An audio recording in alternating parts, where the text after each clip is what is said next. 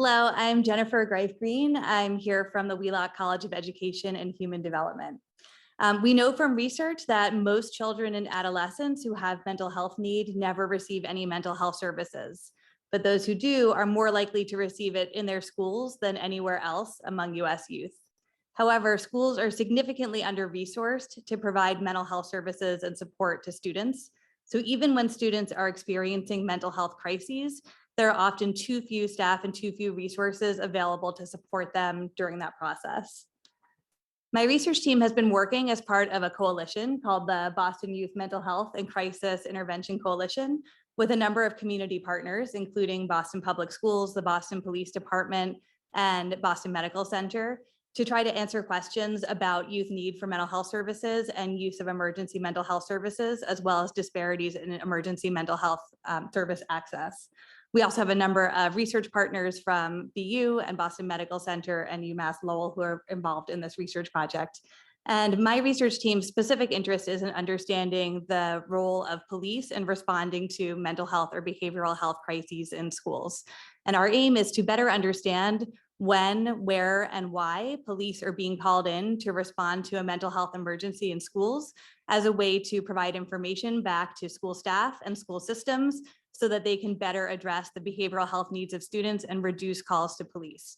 So the paper I'll be talking about today is specifically focused on that first question. I'm just gonna put this all up at once, of when there are calls to police from schools. So for this project, we looked at 911 call records that came from Boston Public School addresses. And we looked at data from the 2014 to the 2018 school year, which was obviously before the pandemic. And it was a time when Boston Public Schools had police officers who were school employed police officers on site, but we're looking at calls from someone within the school address out to 911.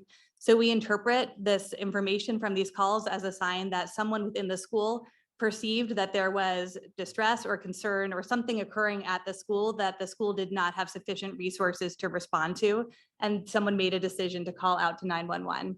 So we looked at data from 102 public school addresses, and we looked at a date and timestamp of the calls and also at a code that was assigned by a call taker at the 911 call center who answered the call.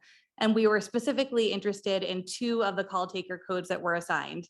The first is called emotionally disturbed person. That's not a label that I would use, but that's the label that's used by police officers to label a call when the primary reason for the call is related to mental health. And we also looked at calls that were coded as assault or a fight, which also have behavioral health implications.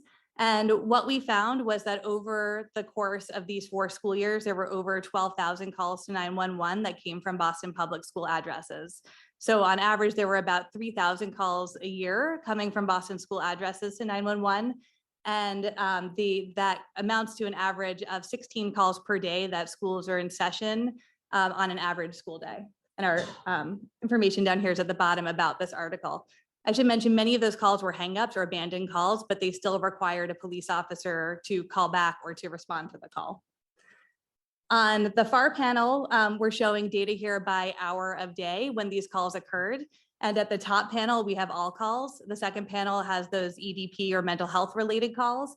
And the bottom panel has calls related to assault or fight. And the main takeaway from the analysis that we ran here is that the vast majority of calls are occurring between 11 a.m. and 2 p.m. in the school day. And that's a time when many students are in unstructured activities such as lunch and recess time during their school day. On this panel side, we have calls distributed by day of the week. And overall, we saw that there were pretty consistent calls across day of the week. However, calls related to mental health decreased over the week, while calls related to assault and fight increased towards the end of the week. And finally, we looked at the distribution of calls over month of the school year.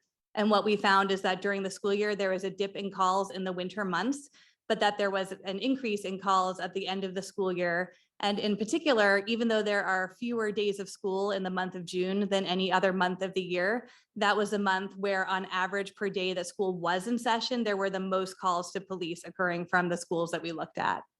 So we think that these findings have important implications for thinking about resources and resource allocation from schools to support the needs of students and to reduce calls to police. For example, having resources and programming during that middle point of the day when there are the most calls might be an important time for schools to focus on. And we're involved in a number of related and further studies where we're currently analyzing more recent data during the pandemic. We're looking at school compositional factors and specifically the racial and ethnic composition of students and school staffing factors that are related to calls to police. And we are coding incident report narratives to more deeply understand why people from schools call on police and what the outcomes are of those calls. Thank you.